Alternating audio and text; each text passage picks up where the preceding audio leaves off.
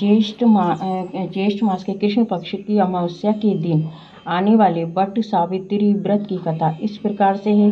भद्र देश के राजा थे जिनका नाम अश्वति था। भद्र देश के राजा अश्वति के कोई संतान नहीं थी। उन्होंने संतान की प्राप्ति के लिए मंत्रों उपचारण के साथ प्रतिदिन 1,00,000 आहुतियां दी। 18 वर्षों तक ये क्रम जारी रहा। इसके बाद सावित्री देवी ने प्रकट होकर वर दिया और राजन तुझे एक तेजस्वी कन्या पैदा होगी। सावित्री देवी की कृपा से जन्म लेने के कारण से कन्या का नाम सावित्री रखा गया।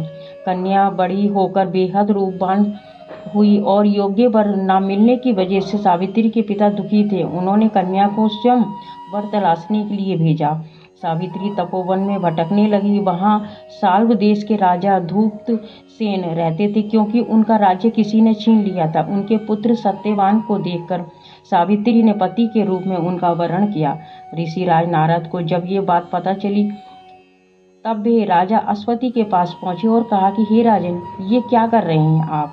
सत्यवान गुणवान है, धर्मात्मा है और बलवान भी है, पर उसकी आयु बहुत छोटी है। वे अल्प आयु है, 1 वर्ष के बाद ही उसकी मृत्यु हो जाएगी।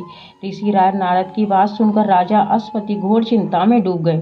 सावित्री ने उनसे कारण पूछा तो राजा ने कहा, पुत्री, तुमने जिस राजकुमार को अपने वर के रूप में चुना है वे अल्पायु है। तुम्हें किसी और को अपना जीवन साथी बनाना चाहिए। इस पर सावित्री ने कहा कि पिताजी, आर्य कन्याएं अपने पति का एक बार ही वरण करती हैं। राजा एक बार ही आज्ञा देता है और पंडित भी एक बार ही प्रतिज्ञा करते हैं और कन्यादान भी एक बार ही होता है। सावित्री हट करने लगी और बोली, मैं सत्यवान से ही विवाह करूंगी। राजा अश्वति ने सावित्री का विवाह सत्यवान से कर दिया। सावित्री अपने ससुराल पहुंचते ही सास ससुर की सेवा करने लगी। समय बीतता चला गया। नारद मुनि ने सावित्री को पहले ही सत्यवान की मृत्यु के दिन के बारे में बता दिया था। वे दिन जैसे जैसे करीब आने लगा, सावित्री अधीर होने लगी। उन्होंने 3 दिन पहले से ही उपवास शुरू कर दिया था। नारद मुनि द्वारा कथित निश्चित तिथि पर पितरों का पूजन किया। हर दिन की तरह सत्यवान उस दिन भी लकड़ी काटने जंगल चले गए। साथ में सावित्री भी गई। जंगल में पहुंचकर सत्यवान लकड़ी काटने के लिए एक पेड़ पर चढ़ गए। तभी उसके सिर में तेज दर्द होने लगा। दर्द से व्याकुल सत्यवान पेड़ से नीचे उतर गए। सावित्री अपना भविष्य समझ गई। सत्यवान का सिर गोद में रखकर सावित्री सत्यवान का सिर सहलाने लगी। तभी वहां यमराज आते दिखे। यमराज अपने साथ सत्यवान को ले जाने लगे। सावित्री भी उनके पीछे चल पड़ी। यमराज ने सावित्री को समझाने की कोशिश की, यही विधि का विधान है, लेकिन सावित्री नहीं मानी। सावित्री की निष्ठा और पति परायणता को देखकर यमराज ने सावित्री से कहा, हे देवी, तुम धन्य हो, तुम मुझसे कोई वरदान मांगो। सावित्री ने कहा कि मेरे सास ससुर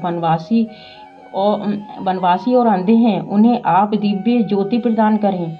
यमराज ने कहा, ऐसा ही होगा, जाओ, अब लौट जाओ। लेकिन सावित्री अपने पति सत्यवान के पीछे पीछे चलती रही। यमराज ने कहा, देवी, तुम वापस जाओ। सावित्री ने कहा, भगवान, मुझे अपने पति देव के पीछे पीछे चलने से कोई परेशानी नहीं है। पति के पीछे चलना मेरा कर्तव्य है। ये सुनकर उन्होंने फिर से उस एक वर मांगने के लिए कहा। सावित्री बोली, हमारे सास ससुर का राज्य छिन गया, उसे पुनः वापस दिला दें। यमराज ने सावित्री को ये वरदान भी दे दिया और कहा कि अब तुम लौट जाओ। लेकिन सावित्री पीछे पीछे चलती रही। यमराज ने सावित्री को तीसरा वरदान मांगने को कहा। इस पर सावित्री ने कहा, 100 संतानों और सौभाग्य का वरदान मांगा। यमराज ने इसका वरदान भी सावित्री को दे दिया। सावित्री ने यमराज से कहा कि हे प्रभु, मैं एक पतिव्रता पत्नी हूँ और आपने मुझे पुत्रवती होने का आशीर्वाद दिया है। ये सुनकर यमराज को सत्यवान के प्राण छोड़ने पड़े। यमराज अंतर ध्यान हो गए। सावित्री उसी वट वृक्ष के पास आ गई जहाँ उसके पति का मृत शरीर पड़ा था। सत्यवान जीवित हो गया और दोनों खुशी खुशी अपने राज्य की ओर चल पड़े। दोनों जब घर पहुंचे तो देखा कि माता पिता को दिव्य ज्योति प्राप्त हो गई है। इस प्रकार सावित्री और सत्यवान चिरकाल तक राज्य सुख भोगते रहे।